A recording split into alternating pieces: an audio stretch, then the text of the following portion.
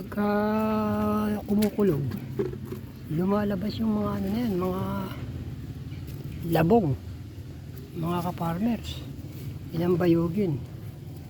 Napakarami kong naputol dyan na ano, yung mga ginawang tuntungan doon sa bahay nung pinagawa ng ano ko, Santa Barbara. Ayan, meron na naman. Ito, putulin na naman yan. Gandang ano niyan. Mas matibay sa coco lumber yan, mga ka-farmers. Ay, bakit yung ano? Yan, yung mga pisig na yan, yan ang ginagawang tuntungan ng papa ko din eh.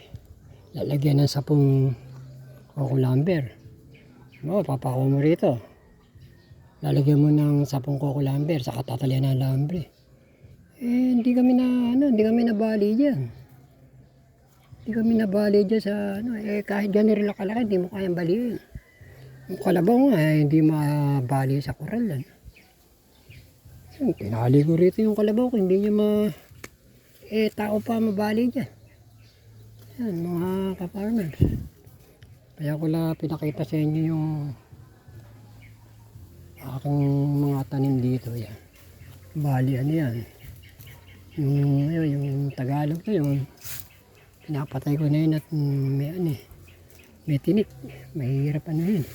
Diretso mo, kahit na kapag gusto kong gumawa ng ano dyan, katulad nito. Pwede yung bastidor ng hagdan yan. Ano, magulang na. Ito. Tagulan yan eh. Pero ito, ginagawa kong mga ano yan, tuntungan ng ganyan. Ayan daming ano, yung labong. Kaya karami yan ang pinutol ko dyan yung malalaki na yun. Kahit medyo mura, hindi naman nababali. Pinakinabangan pa nung ni Kabarangay Santa Barbara, si Jay. Kinuha yung mga pinaglumaan doon. Yung iba, pinindil ako sa balay ko sa Makinabang. Ano? Nawang ba ako doon sa gilid po ng ilog. Yes. Sumuko nga yung balay ko. Baka gusto mo pa kaya hindi mo na hinakot dito. Anin ko ba na? Pinamimigay ko naman sa mga tauhan ko nun. Wala raw silang karmatsyog. Nandoon yung karma nga. Actually yan, may karmatsyog sila. Wala na. Manghihingi sila. Gusto pa yata noon naman, kung mga tauhan ko, sabi ko, gasolinahan lang ninyo at nakakutin ko. Ayaw yata. Ayun, naubos. Nagagay ng pamangkin ko sa bahay nila, sa sibing gano'n. Makita kaya na. Butit nakakuha yung mga pisang ko doon, sila Rosita, sawa ni Rosita, si Rome. Nakakuha silang pang ano. Aanin ko ba niyan? Basta't nagamit yun na pinakanabangan ko, gusto nila. Minsan niya po, may nanghihingi dyan Pagka isa-isa lang, tinutulungan ko pang humatak Katulad niya ng Tagalog na yun. Kami nanghingi dyan ng pansay sa kariton talagang ganun ang buhay ng tao kahit ano man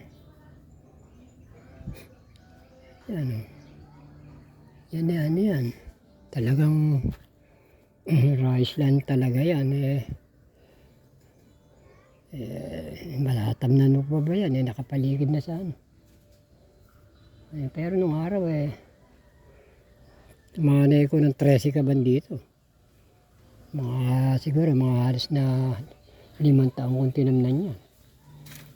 Pangkain niya buong panahon niya 13 kaban. Siyempre nung 1998 nagbawas ng lupa. Ede, bumili ko ng ano yan. Natambakan. Ayan, nakita mo. Ngayon naman, pinapakinabangan mo yung mga ano. Pagkakunti lang siya, dalawa. Manghihingi dyan, binibigyan ko. Hindi na pwede marami. Ginagamit ko rin eh. Tulad yan, yung mga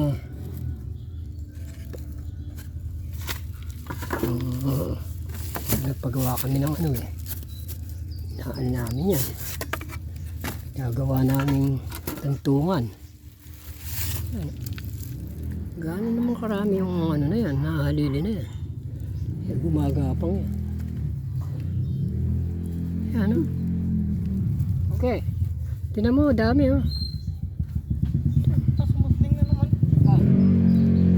Pakarami.